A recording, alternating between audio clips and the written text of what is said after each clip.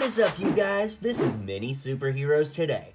Well, it's no secret that I love the 2023 Quinjet. I think that this set is awesome for $100, and it really packs a great punch. If you want to see my review of it, of course, it's on the channel. But in today's video, I want to show you just a few quick upgrades you can make to the set and the minifigures to give it the complete look. Honestly, I think at $100 that this is an impossible set to pass up if you're a LEGO Marvel fan, but if they would have just made it $120, just a little bit more, and added some of the things I'm going to show you in this video, it literally would have been the perfect LEGO Marvel set, but it's pretty dang close as it is.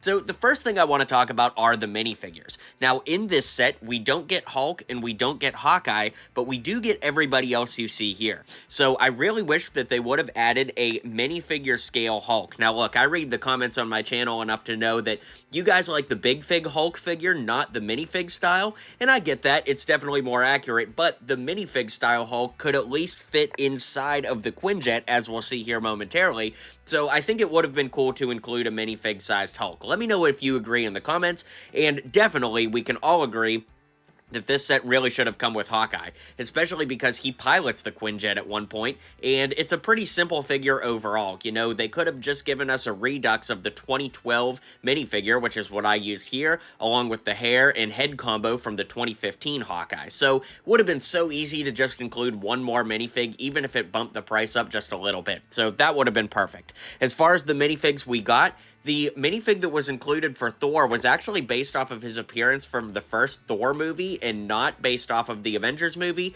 So I used the 2012 Avengers here with the Thor's arms that came in this set, of course using the handcuff method to give him some gauntlets. LEGO would never in a million years do that, but I am trying to make this better, and I think that the gauntlets do help add a little bulk to his arms. As far as Loki goes, the Loki minifig is basically perfect right out of the box. I didn't like the spongy one-hole cape, so I added the classic green Loki cape, and for his staff, the staff they gave him is fine, but using the old Loki staff with a pair of scissors and a blue gem looks a lot more accurate to what we saw in the movie, as well as the show Loki, actually. So here, we've got Black Widow, basically the perfect minifig right out of the box. The only upgrades I made, of course, are these, utility-style legs, and then the hair from Brick from The Incredibles 2, and by the way, those legs came from the first ever Black Widow in the 2012 Quinjet, ironically, the set that this one is remaking. For Captain America, I went with a battle-damaged Captain America, so I don't know that LEGO necessarily had to do this, but it is kind of cool to add the parts from Zombie Captain America to give him a little bit of battle damage. I think that that's a cool concept. They could have just given us the regular figure with dual-molded regular black, blue and red legs like you see here. That would have been fine as well. And finally, for Iron Man, I just went ahead and used the old style helmet because I like it much better than the new style, and I used these dual molded arms from the Monkey King character from the LEGO collectible minifigure series. And finally, we have the Quinjet itself now, so let me show you the upgrades I made here. On the exterior, I actually didn't change anything. I think it's literally perfect. What I did change, however, is the interior. So let's move the camera down and I'll show you that. So on the interior, that's the only place I made any changes. We just want to lift up this middle section and you'll see that I completely removed the bar that was supposed to go right here. The reason I removed this piece is because now you can fit your whole hand inside and you can just see the inside that much better.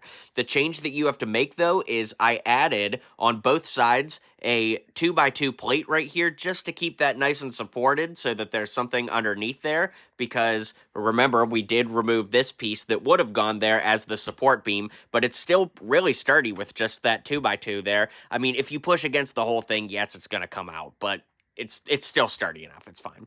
Then for the interior, the only thing I added was a little fire extinguisher because the previous Quinjet had a fire extinguisher in it, and a lot of LEGO Marvel sets do. For some reason, they didn't include it on this one, but now we have all 6 seats, so let me show you what it looks like when all of the Avengers are inside. And there we have it. We've got Hawkeye and Black Widow piloting up front, because there we've got the 2 seats for them, and when we open up the back, you can see that we've got the Avengers sitting down in there. Now, you could add S.H.I.E.L.D. agents, you could have Prisoner Loki in there, but I just love the idea of having all of the Avengers in the Quinjet at one time. Now, there is one more thing I'd like to talk about relating to the build, and that is the additional sticker sheet that we get.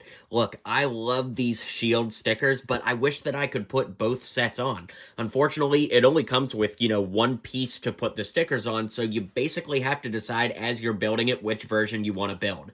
Let's see, there's like maybe 10 or 12 pieces, and I get that they're large plate pieces, but again, under the idea of just bumping this up to $120 to give you those extra minifigs and extra pieces to switch out to have S.H.I.E.L.D. or Avengers logos on there, I honestly think that that really would have been worth it. Other than that, I don't really know what else there is to add. I mean, it's pretty dang close to a perfect model. It's just so great. Minimal play features, but it doesn't really need them.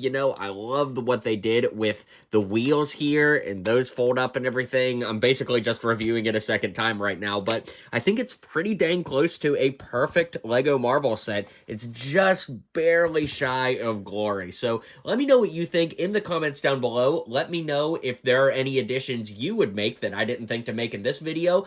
Don't forget to hit like and subscribe, and stay tuned for more LEGO content every day here on Mini Superheroes Today.